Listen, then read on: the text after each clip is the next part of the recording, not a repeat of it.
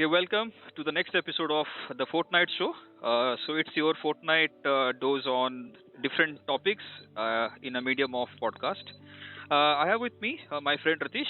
Welcome, Ratish. Hi everyone. So, Ratish, today we have an interesting format where, for the very first time, we have a guest, and Yes. he is somebody I know for almost a decade. But he's also somebody I feel I know him for more than a decade, so that's the kind of a relationship I share with him.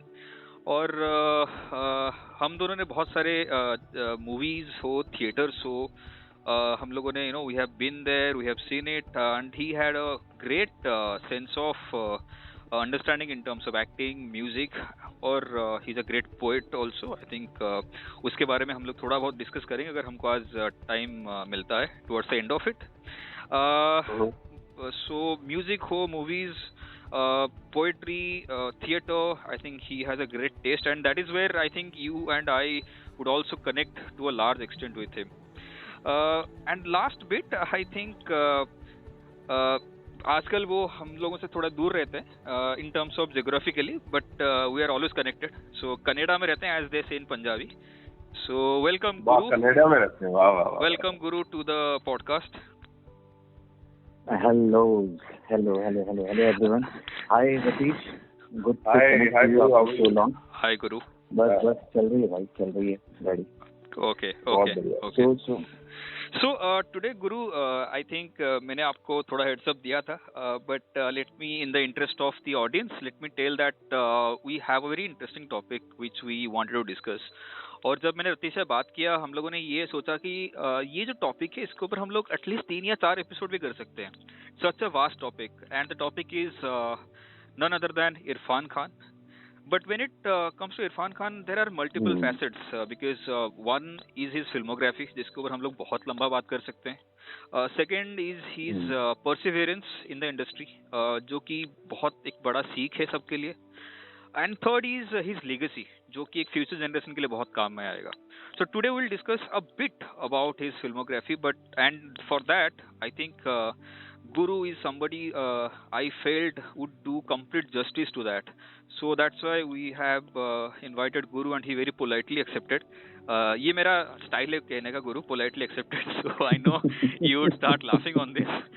So Guru, I know it's very difficult to choose 5 movies of Irfan, but I leave the platform to you. And what is the first movie you would like to speak about Irfan? Okay, thank you so much, Shubhajit. Obviously, no formalities, but I would want to mention it's a privilege for a person like me who is himself a theatre artist and passionate about acting and everything what he did. That legend called Irfan. So, thank you so much for giving me the opportunity to talk about it, whatever I feel. Before we start talking about movies, I would want to mention few things which are very close to my heart, and maybe, it is possible that people don't know much about those things. So let's talk about it, give me a couple of minutes, and then we can switch over to movies. Sure. So, when we talk about the name itself, Irfan, पता नहीं मुझे कितने लोगों को उस नाम का मतलब पता होगा. I don't know. कभी सोचा उनके नाम का मतलब क्या है? Interesting. In Arabic, it means knowledge, awareness, and wisdom. That's the meaning of the name Irfan. And what a perfect choice of name I feel, because his parents chose that name, of course, and how perfectly he lived up to it. क्योंकि भाई अपने नाम को दुनिया में बहुत कम लोग जी पाते हैं, and I'm sure you agree, because नाम अक्सर लोगों की सिर्फ पहचान बनकर रह जाता है, कि अच्छा शुभजीत, क्या कौन है शुभजीत, ये बंदा है शुभजीत, ये कौन है गुरु गोपाल, अच्छा ये बंदा है गुरु. मतलब वो पहचान को एक मिसाल बना पाना बहुत कम लोगों के बस की बात होती है. और आई थिंक अपने नाम को, उसके मीनिंग को एक मिसाल बना दिया, मिसाल ऑफ नॉलेज, मिसाल ऑफ अवेयरनेस, मिसाल ऑफ विजडम इज इरफान भाई. और एक्टिंग की दुनिया में हर कलाकार, हर एक्टर के लिए वही मिसाल बन के रह गए इरफान भाई. मैं हमेशा सोचता हूँ, अगर तुम इरफान भाई की नाम की स्पेलिंग देखो तो उनके नाम में ही फैन है. जिसको भी उनके नाम का और उनके काम का, इन दोनों का मतलब पता होगा, I'm sure वो उनका फैन जरूर होगा, इरफान।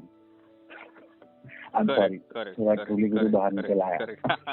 करेक्ट। वैसे अगर इजाजत हो तो मैं जब भी उनके बारे में बात करूंगा तो I would want to say Irfan भाई, as you know that's how I have always sure, definitely because आजकल इरफान भाई बनने का ट्रेंड हो चुका है, लोग हर कोई अपने आप को डिक्लेयर करता रहता है, मैं तुम्हारा भाई हूँ, तुम्हारा भाई ऐसा है, तुम्हारा भाई वैसा है। तो इरफान भाई शायद एक ऐसे आदमी थे जिन्होंने डिक्लेयर तो कभी नहीं किया, पर न जाने कितने रिश्ते बना के चले गए, सिर्फ भारत में नहीं पूरी दुनिया में, वो भी बिना बताए बिना जताए सबके दिल में चुपके से अपनी जगह बना ली। Correct, very true. चलो भाई, क्या कहूँ मैं, अभी इरफान भाई की तारीफ करना तो सूरज को दिया दिखाने वाली बात है। आई नो, मुझे तो ऐसा लग रहा है कि ऐसी चलता रहे, बस ऐसी चलता रहे कॉन्वर्सेशन। बड़ा मजा आ रहा है। Correct. So I know Guru, just for the sake of the interest of the audience, Guru had a very difficult time while picking the movies, and he was very upset on me that he had to choose only 5. So Guru, please. Yeah. One last thing, sure. For the information of audience, I would want to say that, because people know that, Irfan Bhai was amazing, he is amazing, and he will always be, he is a legend. But क्या है ऐसा, लोग बोलते हैं कि बहुत ही realistic acting करते हैं, पर उसके बाद रियलिस्टिक एक्टिंग बहुत लोग करते हैं उस दुनिया में, चाहे वो थिएटर हो चाहे वो फिल्म की दुनिया हो, पर क्या था ऐसा कि वो रियलिस्टिक होने के बावजूद इतना एंगेजिंग थे। एक चीज शेयर करना चाहूंगा मैं एक वर्कशॉप कर रहा था, तो वहां भी किसी ने वो चीज बोली थी, बहुत नामी गिरामी आदमी है वो जिनकी वो वर्कशॉप थी, नाम नहीं लूंगा, तो वो कह रहे थे कि आर्टिस्ट का बस आर्ट विजिबल होना चाहिए, उसकी craft should not be visible at all. और जब मैंने सुना तो मेरे ध्यान में यही बात आई कि शायद यही रीजन है कि इतनी बड़ी हस्ती बने इरफान भाई, क्योंकि वो इस चीज की बहुत बड़ी मिसाल है कि उनकी आर्ट विजिबल थी पर उनकी क्राफ्ट कभी विजिबल नहीं थी, और शायद इसीलिए उनके किरदार का दिलों को छू जाना बहुत ही सिंपल होता था, हर किसी के दिल को छू जाते थे। when you're watching him perform, audience could not identify him separately from his on-screen character. And any character that he played came alive and people took him home. It remained with the audience forever. So true. Yeah, so true. So I understand that we have some limitation of time, so I would want to, I will start with the films if you allow me. Correct. So what are the difficulties you had while picking the movies? I was about to say that that was a difficult task what you gave me, because I'm sure it's not only me, anybody in this world who is a fan, who knows Irfan Bhai, would find this difficult, would find himself facing this difficulty, क्योंकि इतनी list इतनी लंबी है, उसमें से आप 20 फिल्में चुन लो, वही डिफिकल्ट है, और उसमें से आप बोलोगे 5 फिल्में बताओ कि जो आपको बेस्ट लगी, तो कैसे चुनेगा आदमी। मैंने बहुत मेहनत की, 13 फिल्मों को चुन पाया भाई, 13 फिल्म चुनी, पर उसमें से फिर जैसे कि आपकी सलाह थी, तुम्हारा इंस्ट्रक्शन था कि वो जैसे कि परंपरा, प्रतिष्ठा और अनुशासन, तो उसको पालते हुए मैंने फिर 5 फिल्मों को फाइनल किया। ये 5 फिल्में जरूरी नहीं है कि बेस्ट फिल्में हैं उनकी, पर मैंने चुना, सिंपल कर दिया, वो 13 फिल्मों को 5 फिल्में चुनने के लिए मैंने सिंपल कर दिया कि ये वो फिल्में हैं शुरू से लेकर आखिरी तक मेरे लिए जो खास हैं, जहाँ कहीं ना कहीं मैं उससे जुड़ी हुई, मैं जुड़ पाया उन फिल्मों से, कहीं ना कहीं मैं अगर पीछे मुड़कर देखता हूँ तो बहुत सारी यादें हैं उन फिल्मों से और बहुत कुछ सीखा है, तो उन फिल्मों के बारे में बात करना चाहूँगा। इरफान भाई को सबसे पहले मैंने एक सीरियल में देखा था जिसका नाम शायद सत्या था, जिसके बारे में ऑनलाइन कुछ भी अवेलेबल नहीं है।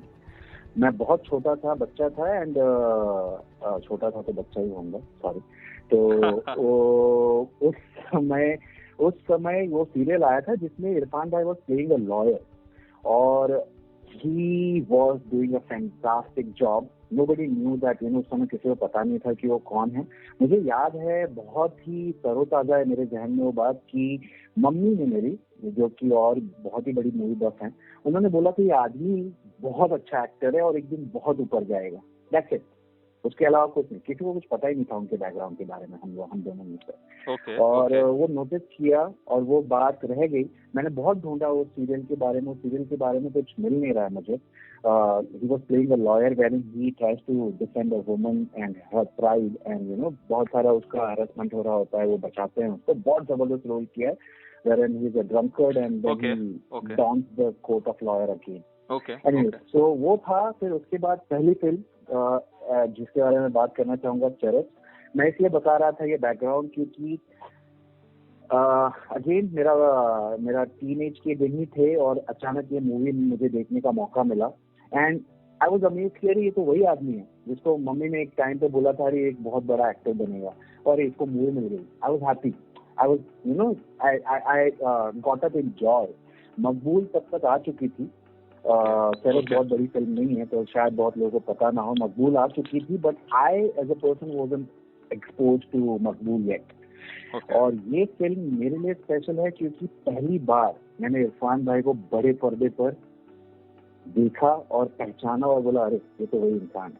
और इस फिल्म की मेमोरी कहीं ना कहीं मेरे लिए बहुत खास है क्योंकि पता नहीं आप दोनों मुंबई में इन गलियों के बारे में जानते हो कि नहीं, पर अब ये शायद एग्जिस्ट करती हैं कि नहीं वो भी नहीं पता। पर बांद्रा ईस्ट में एक एरिया था, बांद्रा ईस्ट में फाटक क्रॉस करने का। तो बांद्रा वेस्ट जितना पॉश है, बांद्रा ईस्ट उतना ही ज्यादा मुंह चिढ़ाता है अपने हिपोक्रेसी को अपने समाज में। तो बांद्रा ईस्ट की हालत इतनी ही मतलब दूसरे सिरे की है। तो बांद्रा ईस्ट में एक गली थी जहाँ पे पता नहीं इफ यू और Ratish know about it, please tell me if you know, I will be happy to know that.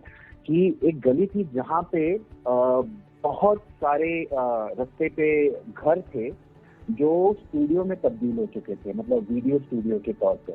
और उसमें क्या होता था, जितनी भी पायरेटेड मूवीज हैं वो वहाँ पे वीडियो कैसेट में लगा के दिखाई जाती थी। और सुना है रतीश और तो भाई पैसे की तंगी थी, मतलब अपन पैदा ही गरीब हुए थे और गरीबी में जीना एक कला है। ये तो यही तो कॉमनैलिटी है हमारे में। हाँ, तो इरफान भाई की मूवी का ही डायलॉग है हिंदी मीडियम का कि गरीबी में जीना एक कला होती है। तो कला अपने आप आती है क्योंकि तुम मतलब चीजें करना तो चाहते हो तो पैसे नहीं है तो करोगे कैसे, तो अपने आप वो कला, वो आर्टिस्ट पैदा होता है, वो ढूंढता है तरीके। Art is all about finding ways to express and find things of you love. तो बांद्रा ईस्ट की गलियों में मैं पहुंच गया। आज तक शायद मेरे घर में ये बात पता नहीं है, अब सुनेंगे तो पता चलेगा, पर खैर अब बड़े हो चुके हैं, क्या कर लेते हैं, कुछ ज्यादा होने नहीं वाला। तो वो गलियां बदनाम थी क्योंकि उसमें मूवीज भी दिखाई जाती थी, हिंदी फिल्में जो कि क्या बोलते हैं ऐसी पायरेटेड होती थी, पर बदनाम इसलिए थी कि उसमें ब्लू फिल्म भी दिखाई जाती थी। उसमें बहुत ही सीरियल मूवीज जो जिसमें बहुत ही ज्यादा सेक्सुअल कंटेंट होता था वो भी दिखाई जाती थी। तो मेरे लिए याद की बात है क्योंकि मैं जाने लग गया था और मैंने honestly speaking, I don't need to lie at this point of time, I am myself an adult. तो मैंने कभी वहाँ पे ब्लू फिल्म नहीं देखी। और होता ये था जब मैं गली में घुसता था तो उन लोग इतना कंपटीशन था कि लोग बुलाते थे हमारे पास आ जाओ, हमारे पास आ जाओ, ये फिल्म लगी, ये फिल्म लगी। ये अभी भी है ज्यादातर, हाँ अभी भी है या नहीं पता, पर 2010 तक तो था, दैट आई कैन गारंटी। उसके बाद मैं गया नहीं क्योंकि 2010 तक मैं मतलब ऑब्वियसली मैं बहुत टाइम तक मतलब टीनेज में ही गया, उसके बाद मैं जाने नहीं लगा। जो है 12th के बाद मैंने जॉब वगैरह शुरू कर दिया तो फिर ऑब्वियसली अपनी प्रेफरेंस बदल गई, फिर हम वहाँ पे जाने थिएटर वगैरह जाने लगे। तो हाँ, तो लोग हाथ खींचने लगते थे, तो लोगों को लगता था ये तो यंगस्टर है तो ब्लू फिल्म में देखने आया होगा। मैं मूवी देखने जाता था क्योंकि सस्ते उस समय 5 रुपए में हिंदी फिल्में देखने मिलती थी, नई वाली जो थिएटर में रिलीज हुई है, उसी फ्राइडे को रिलीज हुई है, संडे आप चले जाओ उस गली में आपको मूवी देखने मिल जाएगी 5 रुपए। बहुत ही इजी वे होता। तो वहाँ पे मैं गया तो मैं ढूंढ रहा था मूवी, उस समय कोई ऋतिक की मूवी आई थी और मैं ढूंढ रहा था कि ये मूवी देखनी और मिली नहीं, और वो हाउसफुल हो जाया करते थे, जो नई मूवीज रिलीज होती थी वो हाउसफुल हो जाया करते थे। तो मैं मतलब मूवी बहुत था, मैं बोला यार आया हूँ तो कुछ तो देख के ही जाऊंगा। तो अब क्या देखूं, तो ब्लू फिल्म अपने को देखनी नहीं थी, अपने को उस समय कुछ इंटरेस्ट ही नहीं था उसमें नॉर्मल होने के बावजूद। तो मैंने बोला कि क्या देखे, तो ये दिख गया, इसमें मैंने पहचाना जिमी शेरगिल को, ठीक है। Okay. तो जिमी शेरगिल को मैं पहचान गया क्योंकि मोहब्बते का फैन था मैं, तो Okay. शाहरुख की वजह से। तो मैं जिमी शेरगिल को पहचान गया, तो मैंने यार चल इसके लिए देख लेते हैं मूवी। इरफान भाई was the central character of the movie, he is playing policeman, वो is also a corrupt policeman. बहुत इसके क्या बोलते हैं, ड्रग माफिया के अराउंड मूवी है। मैं चला गया मूवी देखने, एंड आई रिमेम्बर कि जिमी शेरगिल ने अच्छा काम किया, आई वोंट डिस्क्रेडिट हिम, पर मैं बाहर आने तक फैन हो गया था कि यार ये आदमी तो सच में बहुत अच्छी एक्टिंग करता है। ये क्या क्या उनका एक स्पीच है उस मूवी में, पॉड रखा हुआ है वहाँ पे, ही डिलीवर्स अ स्पीच। अगर कभी मौका मिला तो चरस मूवी में बस वो स्पीच देख लेना, अगर पूरी मूवी तुम ना कह पाओ तो तुम समझ जाओगे कि मैं क्या बोल रहा हूँ, क्यों मूवी मतलब बहुत जबरदस्त वो लेवल पे उस समय के हिसाब से बहुत तगड़ी। But film was directed by Tigmanshu Dhulia, very much half-baked movie, but a must-watch for the performance of Irfan Bhai and Jimmy Shekhar. Okay. उसमें उदय चोपड़ा भी है। Okay, so let's not discuss much about it. Yeah. Let's move on. But interesting, it is very interesting to know the backstory of the movie. How you landed up watching it. So very, very interesting to know that. Yeah. Okay. What's the next movie, Guru? So that was Charas. Next movie is The Namesake. Okay, Meera Nayak. Meera Nayak, correct. So as you said Meera Nayak, मुझे कुछ फटाक से याद आ गया, मैं वो भी बता देता हूँ। So Ashok Ganguly is playing, right? Correct. So Irfan भाई was picked up from National School of Drama right after his graduation के लास्ट ईयर में थे नेशनल स्कूल ऑफ ड्रामा के, और तभी उनको पिकअप किया गया था, ठीक है। तो मीरा नायर ने उनको पिकअप किया था सलाम बॉम्बे के लिए, उसकी वर्कशॉप्स हो चुकी थी, बहुत अच्छा रोल था उनके पास, एंड देन मीरा नायर को लगा कि बहुत लंबा हो रहा है, उन्होंने वो रोल काट दिया। और उसके बाद इरफान भाई की खुद के लफ्जों में वो फूट के रोल थे बच्चों की तरह। उनकी वाइफ ने भी ये बात बोली है, उन्होंने भी ये बात बोली है कुछ इंटरव्यूज में। और coming back to the trivia of the namesake, कि मीरा नायर ने उनको प्रॉमिस किया, मतलब अपने आप को प्रॉमिस किया था कि इस बच्चे को कभी ना कभी मैं वापस से एक अच्छा रोल दूंगी, क्योंकि बहुत टैलेंटेड है। और द नेमसेक वाज अ भरपाई of what she did with Salam Bombay. One more thing which I would want to say here is National School of Drama की बात निकली तो मैं National School of Drama में गया था 2020 जैन में, इसी साल, ठीक है। जनवरी में जब मैं ट्रिप पे निकला था, मैंने रोड ट्रिप मारी। शादी के बाद मैंने एक रोड ट्रिप मारी जहाँ पे मैं मॉम सिस्टर सबको लेके बहुत सारे एरिया कवर किए, नॉर्थ के ड्राइव करके। अराउंड 2500 किलोमीटर की ट्रिप थी वो। उसमें मैं नेशनल स्कूल ऑफ ड्रामा में गया। नेशनल स्कूल ऑफ ड्रामा में एक दुबे जी मिले मुझे, जो कि 30 साल से वहाँ पे पढ़ा रहे हैं, अब रिटायर होने वाले हैं। उन्होंने बताया कि Irfan was the weakest child of his student of his class.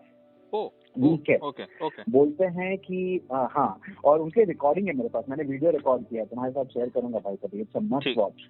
अंदर का जो माहौल है ना, मतलब किसी पवित्र स्थान पे जाने से कम नहीं। अच्छा। तो वहाँ पे उन्होंने बताया कि उनको दिखाई नहीं देता था अच्छे से इरफान भाई को, और बहुत चुप रहते थे, बुक्स में पढ़े रहते थे। He was the weakest student of NSD until the final year of NSD started for him. And final year में उन्होंने जो मतलब हाहाकार मचाया है अपने प्लेस में कि लोग पगला हुए कि ये कहाँ से आ रहा है। तो या coming back to namesake, sorry मैं भटक जाता हूँ, मतलब इतनी सारी चीजें हैं ना उनसे जुड़ी हुई। So the namesake is very close to me for various reasons, on emotional as well as on passion का level. Emotional reasons तो obviously बहुत सारे हैं, everyone relates with that movie for so many reasons, especially for the kind of chemistry depicted between a father and a son. I'm sure anybody who loves his father would relate with that film. Can't say much about it, but coming back to passion, acting, it's a master class of body language for actors from the master himself. Because if you watch this movie carefully, the way he has depicted the aging process throughout the movie is mind-blowing. People talk about few actors, मैं वापस नाम नहीं लेना चाहूंगा कि उन्होंने बूढ़े का रोल किया था बहुत जवान उम्र में।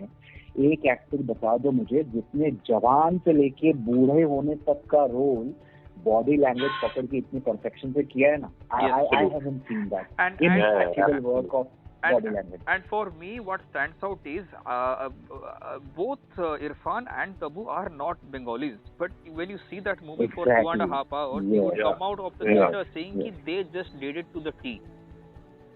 Yes. And भाई dialogues नहीं है, life lessons हैं.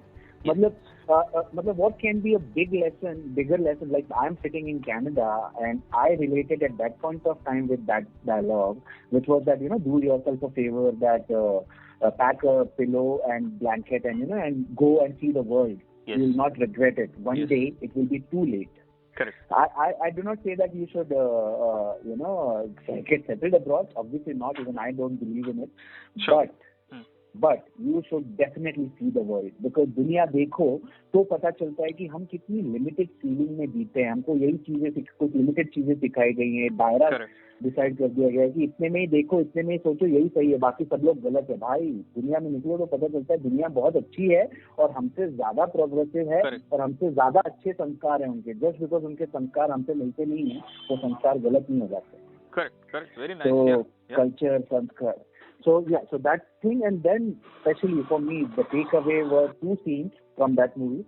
One is the scene wherein he has grown old and he is talking to his son in the car. If you remember that scene, wherein the son is asking him, "My name is Gogol. Do I remind you of that night, that tragic night?" Ashok says, "You remind me of everything that followed." Yes. And everything that followed, by that he meant that what he learned from that tragedy. And that's why he has kept that name Gogol, so that he remembers what he learned after him and how he lived his life. And it's a great lesson for anyone, because it explains that, it all depends on us how we choose to remember the tragedies what we go through in life. It's our reaction what will decide the meter of pain or gain. Correct. So Very that's an amazing scene. Yeah, that's an amazing scene. Yes. And the movie is one full line. of such scenes, actually. So many scenes that you can remember. Full of. Exactly. Yes. True. I am actually watching the movie through you, यार. मैं तो भी the namesake देख ही रहा हूँ. Correct. So and there's one more dialogue. Yeah, please. Yeah, there's one more dialogue which remains with me, that which is about books. That they let you travel without moving your feet. It's such a masterpiece in one line. Everything tells you everything about the benefits that you get from a book, and it's difficult to write one sentence और उसमें पूरी meaning समा जाए. Yes, so true. And the last scene, which I would want to end talking about this movie, is the climax, which is very, very, very close to my heart.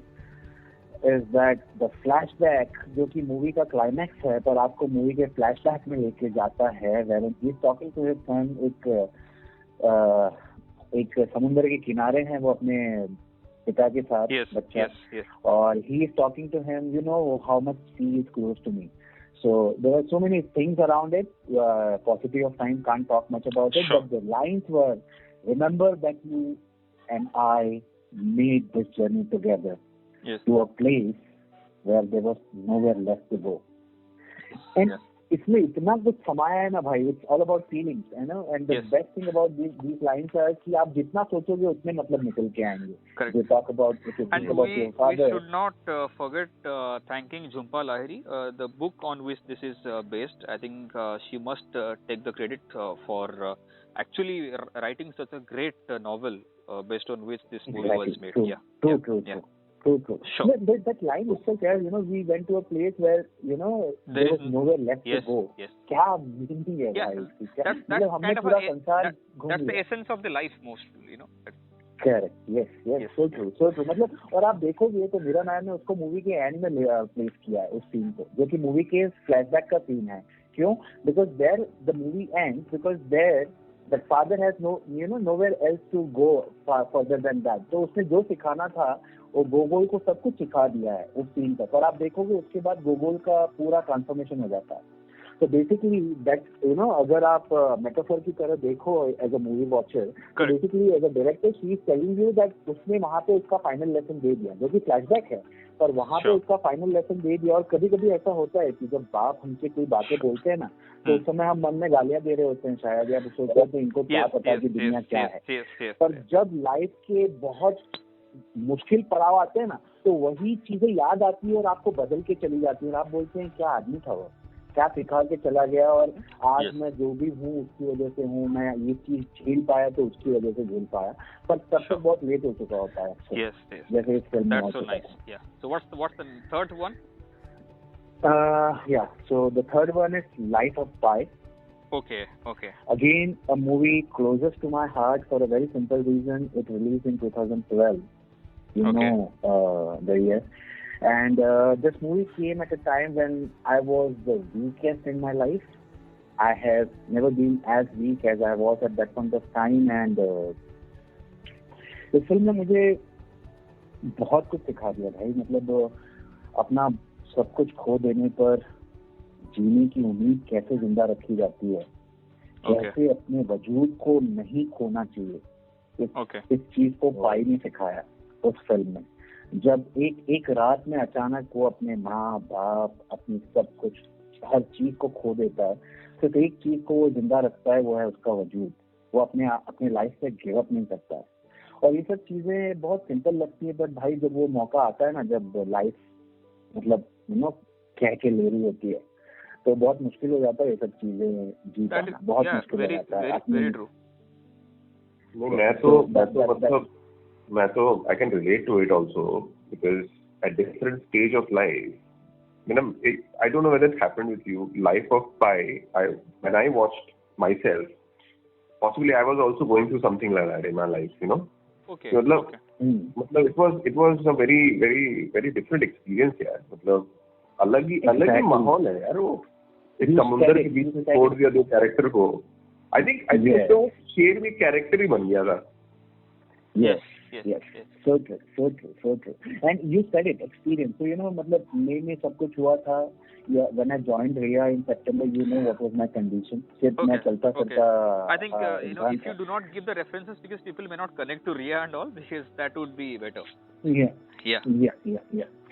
So ये थी वो film. उसमें बहुत से again mind blowing dialogue. Faith is a house with many rooms, with plenty of doubt on every floor. Doubt is useful. It keeps faith a living thing. After all, you cannot know the strength of your faith until it is tested. Such a beautiful line. A beautiful line. And again, the most beautiful line of the film, which I am talking about this, is, I suppose in the end, the whole of life becomes an act of letting go. But what always hurts the most is not taking a moment to say goodbye. Correct. It has everything in it. No, yes. I don't need to say anything much about it. It has everything in it. Yes. I think one of the landmark movies for both Hollywood as well as entire international market. I think it was one of the landmark movies, definitely. Yeah. For sure. I would want to repeat, as Ratish said, it's an experience. By the time you come out of cinema, you have transformed somewhere within as a human being. और तुम इतना सीख के निकल के आए हो कि कुछ ना कुछ तो रह जाएगा तुम्हारे साथ जिंदगी में। Yes. Very nice. So what's the next movie we are talking about? Next, and the fourth film is Madari. Interesting. Madari. Yeah. So I know Madari is something what many people may not have watched, but I relate with that movie so much, and I found that movie so different for so many reasons, which I will talk about. First of all, the name of the character is Nirmal Kumar. कभी सोचा है नाम क्या चुना है, निर्मल कुमार? इससे अच्छा representation क्या हो सकता था एक आम आदमी के कैरेक्टर का? हम लोग कभी राज और राहुल से ऊपर हम लोग सोचते नहीं है। Exactly. राज और राहुल की वो शोषा में। Yes. And that, I'm sure as we progress in this conversation with Madari especially, वो हॉस्पिटल सीन का तो जिक्र होना ही चाहिए। बस वो मेरा आखिरी पैराग्राफ था बोलने के लिए। तुमने बोल दिया उसको, तो मैं तुम्हारे मुझे सुनना चाहता हूँ मैं कि वो हॉस्पिटल सीन का इम्पैक्ट क्या था। जरूर पक्का मैं कुछ शेयर करूंगा। मैंने बहुत कुछ है उस सीन में, मैं पक्का बताता हूँ। तो निर्मल कुमार, मतलब जब मैंने वो नाम सुना तभी मेरे को लग गया ये मूवी खास है। ठीक है, मतलब बहुत कम बार होता है जब कैरेक्टर का जो नाम है वो इतना गहराई से सोचा गया हो। मतलब एक आम आदमी के कैरेक्टर का इससे अच्छा रिप्रेजेंटेशन मेरे ख्याल से कुछ नहीं हो सकता, जहाँ पे नाम ही निर्मल है, मतलब एक आम आदमी सच में ज्यादातर निर्मल होता है, not all but most of them, ठीक है, जिसके मन में कोई मल नहीं होता पर सहता बहुत कुछ है, बाहर निकलता है घर से तो कुछ मल ही मल है सहने के लिए जहां भी जाए। और ये मूवी मेरे लिए बहुत खास है क्योंकि बचपन से मुझे भी बहुत गुस्सा रहा है सिस्टम के खिलाफ, for a very simple reason कि मैंने बचपन से अनगिनत बार सिस्टम को सिर्फ कमजोर को दबाते हुए देखा था और ताकतवर को फैलाते हुए देखा था। और ये फिल्म उस हर कमजोर आदमी की एक झलक है जो कहीं ना कहीं बताती है कि अगर आप कमजोर हो ना और तंग आकर अगर अपनी करने पे उतर आए तो हर आम आदमी में ये काबिलियत और ये ताकत होती है जो पूरे सिस्टम को हिला के रख दे, पूरे सिस्टम को गिरा सकता है आम आदमी। बिल्कुल बिल्कुल। और हमारी फिल्मों में क्या है भाई ना कि हमेशा वो दिखाया गया कि एंग्री यंग मैन जो कि बच्चन साहब थे, no offence there, obviously I am a big fan as you know, but ये फिल्म थी जहाँ पे इस आदमी ने किसी को मारे बिना, किसी को नुकसान पहुंचाए बिना फिजिकली पूरे सिस्टम को नंगा कर दिया और खड़ा होकर गिरा दिया पूरे के पूरे सिस्टम को, जो कि मेरे लिए बहुत खास बात है इस फिल्म की, है ना, बहुत ही रियलिस्टिक तरीके से, बहुत ही इमेजिनेटिव स्टोरी टेलिंग है। क्योंकि आप देखोगे इस फिल्म के दो एंड्स हैं, आपके ऊपर छोड़ दिया जाता है कि ये मूवी खत्म कैसे होती है। अगर आप देखोगे क्लाइमैक्स में दो अलग अलग तरीके से दिखाया गया है, एक में उसको मार दिया जाता है निर्मल कुमार को, और एक में निर्मल कुमार हीरो बन जाता है सबको नंगा करके और मतलब असलियत दिखा के। तो आपके ऊपर मतलब I love that part and I love the part that इसने किसी को हानि नहीं पहुंचाई, किसी को नुकसान नहीं किया और तो भी अपना सब कुछ अचीव कर लिया, मतलब जो उसको तकलीफ थी सिस्टम से। And coming back to that uncut scene of hospital, I would want to repeat, it's an uncut scene. Hospital में जब वो सीन के बारे में ब्रीफ किया गया इरफान भाई को, तो उन्होंने बोला कि कैमरा लगा दो और मुझे बता दो कि एक कैमरे में क्या क्या कवर हो रहा है इस हॉस्पिटल के उस लेन का। I remember one of the interviews he said that. Yes. तो उन्होंने बोल दिया कि जो जो दिख रहा है इसमें फ्रेम में वो मुझे बता दो, और उसके बाद फिर मतलब सीन रोल करने के बाद कट मत बोलना जब तक मैं रुक ना जाऊँ, मतलब करते रहना, होने दो, मुझे करने दो जो करना है, मैं ये कट करके नहीं कर पाऊंगा, मजा नहीं आएगा, ठीक है। एंड ऑब्वियसली उनकी बात को कौन टाल सकता है। तो हॉस्पिटल का जो सीन था वो अनकट सीन शूट किया गया and the rest is history. I mean, film बहुत खास। As Ratish rightly said, I think there are many scenes, but as Ratish rightly picked up, that hospital scene absolutely breaks you from inside. वो तो यार acting classes में भी बताते हैं ना कि मतलब ऐसा ब्रेकडाउन, ओहो वो तो मतलब बार बार देखने लायक सीन है यार। करेक्ट। क्योंकि भाई मतलब जब वो अपने बच्चे का बैग लेके बिलक कर रो रहा है वहां पे खड़े होकर, डॉक्टर से पूछ रहा है क्या हो गया ये, वो सीन ना हर किसी को अंदर से निचोड़ के रख देता है। क्योंकि हम सबको कहीं ना कहीं पता है, जिसने भी एक आम आदमी की लाइफ जी है, लोअर मिडिल क्लास या फिर मिडिल क्लास लाइफ या फिर बहुत ही डिफिकल्टी वाली लाइफ, हम सबको पता है कि अक्सर सिस्टम की लापरवाही और हरामखोरी में आम आदमी बहुत कुछ सहता है। हमने भी सहा है, पता नहीं, पर आई मतलब अंडरस्टैंड दैट पेन एंड, और बहुत कुछ खोता है इंसान जस्ट बिकॉज किसी ने अपना काम नहीं किया जिसके उसको पैसे मिल रहे हैं गवर्नमेंट से, ठीक है। और ये पूरा सीन ऐसे ही किसी अपने को खो देने के बारे में, which is a huge loss for any father, ठीक है। और मतलब पता नहीं, can't talk enough about that scene. There are so many layers in it and it's a master class for any actor. किसी भी कलाकार के लिए वो मास्टर क्लास है एक्टिंग की, इमोशंस को कैसे मतलब बहुत ही सिंपल तरीके से बयां किया है, मतलब कितने रियल तरीके से। At the same time you feel that you are watching in, you know, कहीं ना कहीं शायद आप वो कैमरा जहाँ लगा हुआ है वहीं पे आप खड़े हो और आप मतलब घुल मिल जाते हो उस सीन में। And I have never been able to stop my tears whenever I have watched that scene any number of times. So true. Never. Yeah. And I'm sure it must be the same with yes, everyone. Very relatable. Yeah, absolutely. Very relatable. Yeah. So the last movie, Guru, I know it's a tough call, I think. So what's the last movie? Yeah. So going to the last movie, again, very, very close to my heart is Hindi medium. So Raj Batra, where he is playing a guy who is any other guy, or in the streets of India. आपको UP में भी मिल जाएगा, दिल्ली में भी मिल जाएगा, south की केरला या कहीं और भी मिल जाएगा, मुंबई में भी मिल जाएगा, हर जगह मिलेगा. जो भी अच्छे से इंग्लिश नहीं बोल पाता है ना, उस हर इंसान में, वो चाहे औरत हो, आदमी हो या बच्चा हो, मीडियम आपको मिलेगा. उसको आपको राज बत्रा मिलेगा, क्योंकि मतलब वो मूवी में डायलॉग्स नहीं है यार. उस मूवी में या तो व्यंग्य है जिसको सार्केज्म बोलते हैं, टॉन्ट, और या तो लाइफ लेसन है. मतलब हम सब, पता नहीं, मैं हिंदी मीडियम से हूँ, तो मैं उस मूवी से बहुत कुछ रिलेट कर पाया, thanks to my father who was a convent educated guy, that मैं अपनी लैंग्वेज को सुधार पाया, समझ पाया. वरना मैं शायद इस ह्यूमिलिएशन में ही मर जाता कि यार अपने को इंग्लिश अच्छे से बोलने नहीं आती. ठीक है, क्योंकि इतनी हिपोक्रेसी है हमारे सिस्टम में, हमारे समाज में, कि as soon as you start speaking in English, and if it sounds weaker than the convent educated guys or girls, people start judging you. मतलब बोलते हैं, उस मूवी में डायलॉग है ना कि इस देश में अंग्रेजी जुबान नहीं, क्लास है.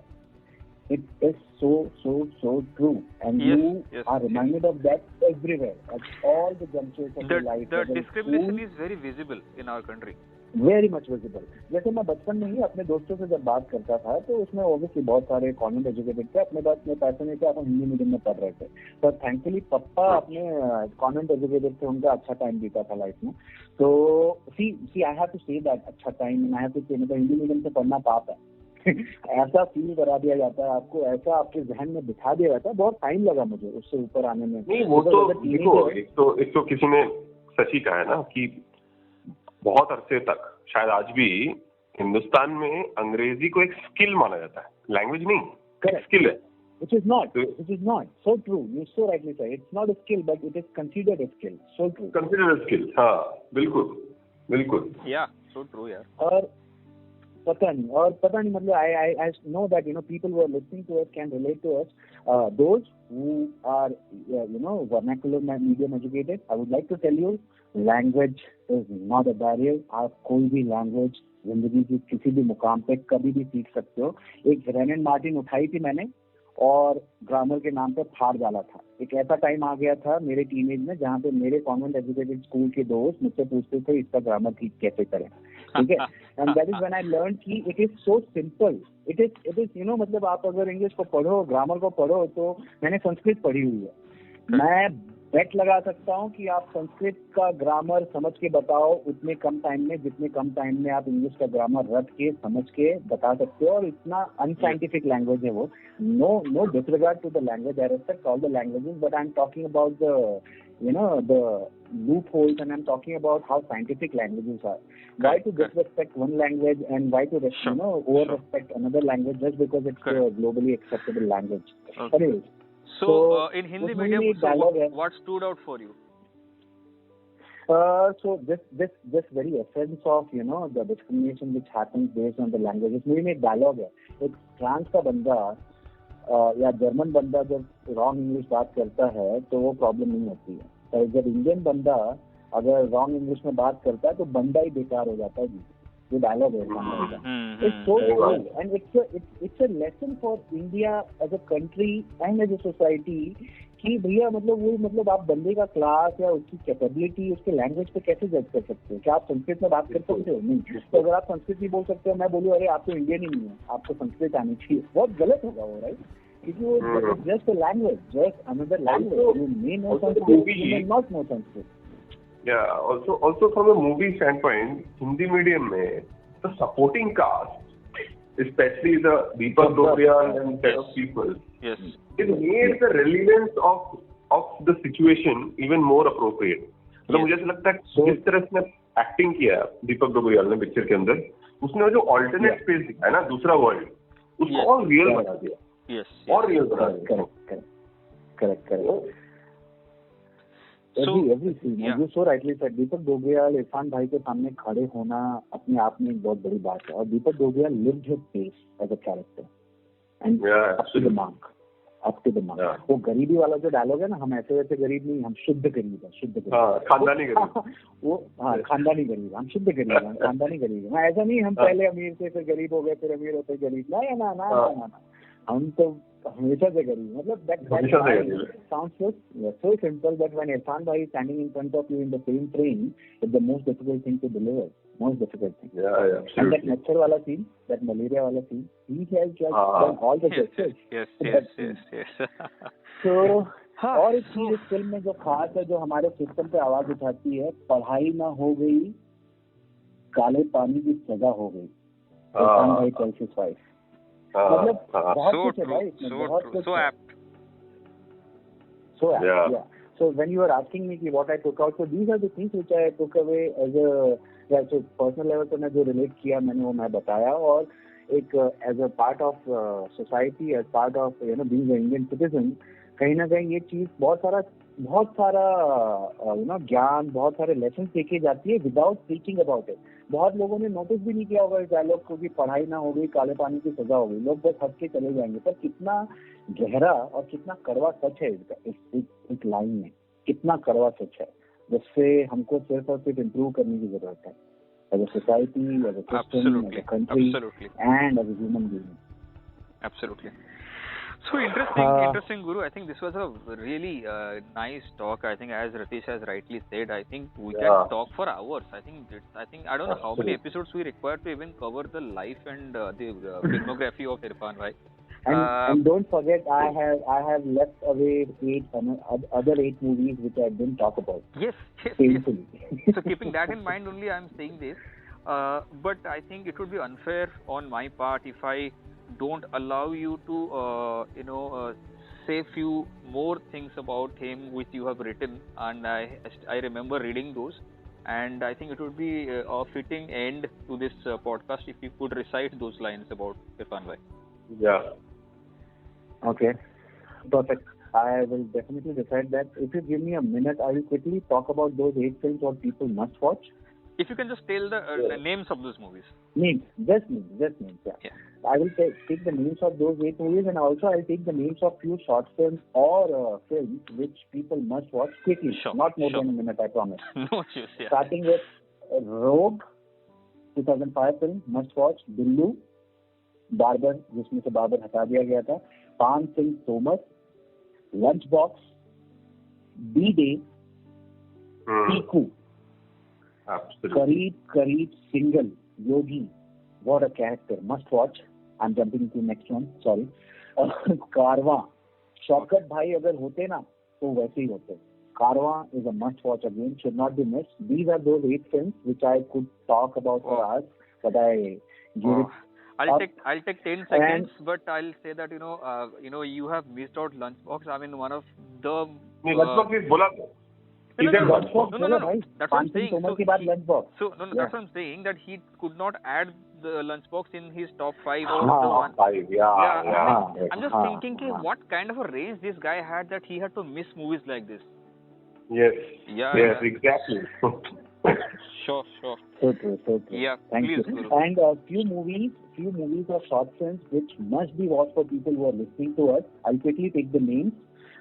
If you have, I'm sure इसमें से कुछ न कुछ होगा जो बहुतों ने नहीं देखा होगा, इसलिए मैं नाम लेना चाहूंगा. मुंबई मेरी जान 2008 की फिल्म है, बहुत ही मस्त रोल है इरफान भाई का. 2017 की फिल्म है the song of scorpions. It's a must watch if you have not watch that movie. पहली बार इरफान भाई ने एक अलग कैरेक्टर पोर्ट्रे किया, नेगेटिव कैरेक्टर है टू बी प्रिसाइज, जरूर देखो. और अगर कुछ सीखना है वापस से और एक बार, तो पजल देखो. 2018 की फिल्म है हॉलीवुड पजल. वो डायलॉग नहीं, मास्टर लेसन पजल जरूर देखो. Going to the next one, 2 short films है इरफान भाई की जो जरूर देखनी चाहिए किसी को भी. एक है the bypass, wherein he is playing a policeman with Nawaz. I've seen that. Yes. And the other one is a short film which many people have missed, I'm sure, but it's a must watch. Road to Ladakh. Yes. Irfan Bhai is playing a terrorist. And it's amazing. मतलब क्या बोलने time नहीं है. देखना चाहिए, जरूर देखना चाहिए. Sure. और 2 फिल्म जो मैंने भी नहीं देखी आज तक, पता नहीं आप लोगों ने देखी है कि नहीं, पर मेरी लिस्ट में है ये और देखना है मुझे, पर फुर्सत में देखना है, वो है किस्सा, जो मैं आज तक नहीं देख पाया, where he is playing a sardar, and the other film is the warrior, जो मैंने बहुत मुझे मिली नहीं। आप लोगों को पता है क्या वो मूवी कहीं पे है? The warrior, I'll have to check that. Yeah. So for the audience, let me also add the names that Guru is taking. We will try to put the hyperlinks in the description below, so that you all can check those movies and short films. So we'll try to add as many as hyperlinks we can. Sure, that sounds great. That's a great idea, bhai. Thank you. किस्सा और the warrior, आप दोनों में से किसी ने देखी है किस्सा या द वॉरियर? नहीं यार, किस्सा मेरे से ही मिस हो गया। इनफैक्ट मैंने इसका काफी सुना है। Warrior the trailer I have seen but I have not watched the movie. I think हाँ, ट्रेलर मैंने भी देखा है भाई, और वही हो गया कि हाथ को आया मुंह ना लगा। तो पता नहीं, बहुत तरफ है उसको देखने की। तो रतीश, तुमने देखी है द वॉरियर? नहीं। दोनों मैं इससे पूछा था, मुझे लगा कहीं देखने मिल जाए, तो तुम लोगों ने कहीं देखी हो तो मैं भी नहीं देखी नहीं यार, देखना है। श्योर। इसलिए मैंने ये नाम लिया थी। ये दो मूवीज हम तीनों ने नहीं देखी है। Just imagine being such big fans, all three of us, we have not seen these two movies. What the world is missing out. Correct. So before you depart, Guru, I think you have to say those lines which you have written. Yeah. So these are the lines which I'll just give a quick background. मैं हमेशा से इरफान भाई से मिलना चाहता था, क्योंकि fan तो मैं बहुत लोगों का था, पर मतलब यहाँ पे कुछ और ही बात हो गई। मैं बच्चन साहब से मिल पाया, उनसे बात कर पाया। मैं शाहरुख खान से मिल पाया, एक जमाने में उनका फैन होता था, उनसे बात कर पाया। इरफान भाई से मुझे मिलना था, बात करनी थी, जो नहीं हो पाया मुझसे। तो ये उसी के बारे में है, और मेरी हर फीलिंग का समन्वय है ये, कहीं ना कहीं समरी है, जिसको इंग्लिश में समरी कहते हैं। आज फिर एक तारा छूट गया, आज फिर एक सपना टूट गया, आज फिर एक तारा छूट गया, आज फिर एक सपना टूट गया। जिसने जिंदा दिल होना सिखाया था, जी भर के जियो बतलाया था। गम को छोटा करने का हुनर हर हाल में हंस के सिखाया था। वो आंखें गीली छोड़ गया, आज फिर एक सपना टूट गया। दौलत तो आनी जानी है, लिखो खुद जो तुम्हारी कहानी है। दौलत तो आनी जानी है, लिखो खुद जो तुम्हारी कहानी है। कईयों को ये रास्ता दिखाया था, हर हाल में चलना सिखाया था। वो सबको पीछे छोड़ गया, आज फिर एक सपना टूट गया। दुनिया के मोह को छोड़ो तुम, ख्वाबों के पीछे दौड़ो तुम। किसी और से अपनी रेस नहीं, बस खुद को पीछे छोड़ो तुम। वो बिना मिले ही निकल गया, आज फिर एक सपना टूट गया। वो साहिल भी था, मझधार भी था, वो माझी तो उस पार का था। वो साहिल भी था, मझधार भी था, वो माझी तो उस पार का था। ना मजहब का ना किसी जात का था, वो बंदा बस ईमान का था। हम किसी नाम को क्यों ढूंढें, हम किसी नाम को क्यों ढूंढें, रिश्ता अपना जज्बात का था। पर वो बिना मुड़े ही चला गया, आज फिर एक सपना टूट गया। Wow. So I think I remember when I read this for the first time, when you shared after the sad demise of Irfan Bhai. I think the emotions were as strong back then as it is right now. So yeah, I think you wrote it from your heart, so that shows in the lines of this. So thanks Guru. I don't know how do I conclude such a great conversation, because it's about somebody who is going to be studied. I think he's an institution by himself. So I think Ratish, what do you say on this? Yeah. I think Guru, ऐसा लग रहा था कि मतलब ये खत्म ही ना हो आज। तो तुमने जो सवाल मांगा है कनाडा से बैठकर, है ना, ये खत्म ही ना हो, हमें ऐसा लग रहा था। But anyways, we have to kind of end this podcast today. Thank you, Guru, for taking out time for this. and making this so special. Thanks, Guru. Thank you. Thank you so much, Shubhajit and Ratish. कहीं ना कहीं हाँ पता नहीं sorry Ratish, कहीं ना कहीं obviously I was just speaking my heart. Thank you so much for this opportunity. Yes. As you both said, we can go on and on. We should do more of this. This is so liberating. ऐसा लग रहा है कि बहुत कुछ हल्का हो गया. So thanks to both of you. This is amazing. Thanks. Thanks, Guru. Thanks to all the audience for tuning in to the Fortnight show. We will be back with some really more exciting episodes on really exciting topics. Till then, from Ratish and me and our guest Guru, it's a very goodbye. Thank you. Salam. Thanks, bye. Bye.